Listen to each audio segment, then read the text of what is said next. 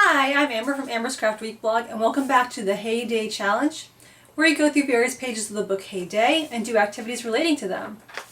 Today we are going to be trying monogramming.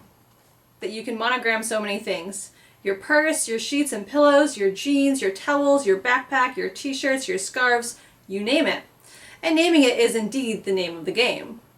What you'll need: a relatively thick needle and some relatively thick thread, lots of different colors, notch. Embroidery needles and threads work best if you've got them. Sewing transfer paper from the sewing shop really makes monogramming easy. You can pick a letter style out of a book and trace it right onto your fabric with transfer paper. But you can draw it freehand with a fancy smashy washout pen, also from the sewing store, or even a number 2 pencil. And of course, you'll need something to monogram. Now, there are all sorts of fancy ways to do this, but we're talking basics here, so let's just do a basic stitch. Thread your needle, not the thread, basic right, then come in from behind the material you're monogramming and pull the needle through the material to the front. Make your stitches very close to one another following along your template. All the stitches should be about the same size. When you're all done with the letter, simply knot the end of the thread and snip off the excess. Now go and monogram everything you own. Everything. Now, as crafty as I am, monogramming is something that I haven't really tried before. I've done a little bit of embroidering letters onto things for certain craft projects, but I've never actually sat down and tried to monogram something, so we will see how this goes. To do this project, you will need something to monogram. I have here a washcloth that my Aunt Cheryl gave me at my bridal shower. You know, the thing is, so before the shower, I kind of tongue-in-cheek said to Brian, like, maybe this will be the only wedding event we'll actually have, because this was, COVID hadn't hit Maine yet. It had hit the US a little bit. Things were looking a little iffy, but not that bad. I still had a lot of hope. And now here we are. I'm actually filming this video in March, not April. And so hopefully by April, when you're watching this, things have gotten better, but they may very well not have. And yeah, we were supposed to have our appointment to get our marriage license today, and the Orono Town office is closed down, so that's not happening. But yeah, got a washcloth here to monogram. I also have a template I'm going to be using. I'm going to be trying a different method, which is not necessarily ideal because I don't have transfer paper on hand, so I'm going to be pinning this on and sewing over the paper. If you have transfer paper you can use, or if you can freehand things with a pencil, that's probably going to be a lot better, but we're going to try this technique and see how well it goes.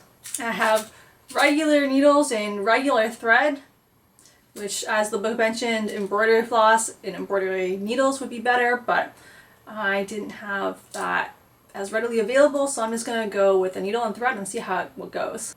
You'll also want some scissors. And lastly, I have some safety pins to hold my paper in place while I'm sewing. So let's get started.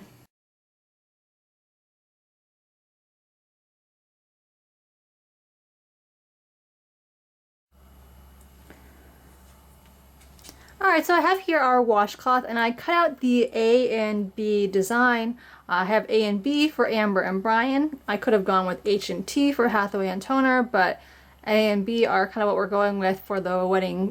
We have like some A and B wedding stuff that we're doing if we actually get to have a wedding. So I decided I'd just stick with that. And I cut off the excess paper, and I probably cut off a little too much excess because there's not a lot of space to pin. We're going to go ahead and pin this down so that it stays in place. So I'm going to put one pin here at the bottom.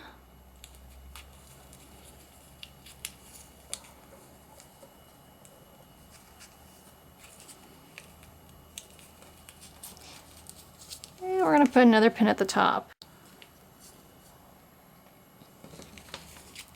The plus sign I may end up freehanding anyway, so I'm a little less worried about having this bunch up around the plus sign. The letters I definitely want to be able to follow a pattern for, so that I'm a little bit more concerned about. Alright, so we're on to trial 2. I don't know how much of the first trial I'm going to end up including in here, but the silver thread I wanted to pick did not work out very well. There was basically zero contrast, and it was really slippery and hard to work with. So I have this blue variegated embroidery floss that I'm going to end up using instead. And so we're going to go ahead and sew it on. That should hopefully be high enough contrast. The problem is all the embroidery flosses that I have are variegated, so they all have kind of like this pale color to them at points, so I may start, further down so you can see it a little better. I kind of went with blue because it seemed to go fine with the gray, and also Brian and I both have gone to UMaine, so UMaine's colors are blue and white. Alright, so I have my needle threaded and I'm about to start sewing. I ended up using all the strands at once. I know when you're doing embroidery stuff, usually you'll only want to use a few strands at a time, but I figured we'll go for a nice thick monogram. Hopefully that will be very visible for you all, and yeah, so let's try our hand at sewing, embroidering. Some of these details I'm probably not going to be able to do very well given how thick everything is, but we'll do this to the best of our abilities, and hopefully by using this really thick, having really thick holes, it'll be easier to tear the paper out from under when we're done. So I'm just gonna poke it through this corner here. Now the downside is if this doesn't work, then that's gonna be a pain. I don't know if we'll be able to undo it really, but so fingers crossed that it works out okay.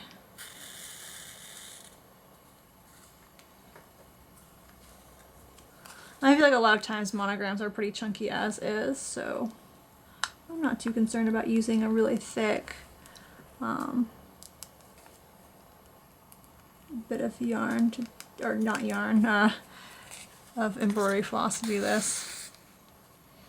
And again, we're probably going to lose some of the details that I was hoping to get using the finer bit, but that's okay. That is not a big deal.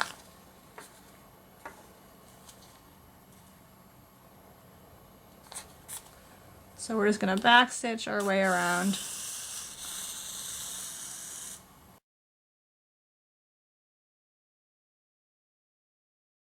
So that's the start of it, and I think I'm going to go ahead and continue this off camera, and then I'll show you when I'm done.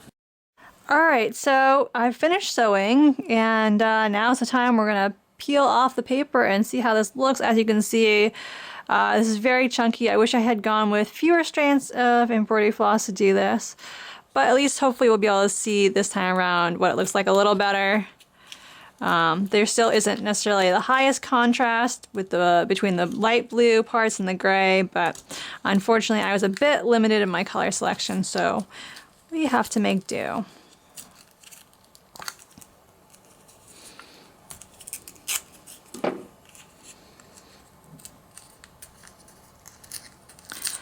And so it just takes a minute. We gotta peel off the rest of this paper.